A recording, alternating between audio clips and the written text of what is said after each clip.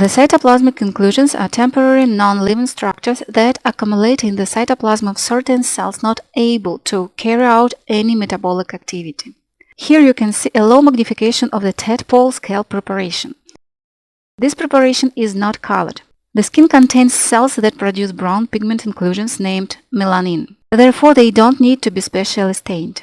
These cells are named melanocytes. They are stellate in shape. Along the processes of these cells, melanin in the melanosomes migrates into the intercellular space, where it is phagocytized to the surrounding cells of the epidermis. This leads to an even distribution of melanin in the skin and determines its color. At high magnification, brown stellate cells are visible. Brown granules are determinable in them. These are melanosomes, which contain pigment inclusions or melanin. So, these are melanocytes.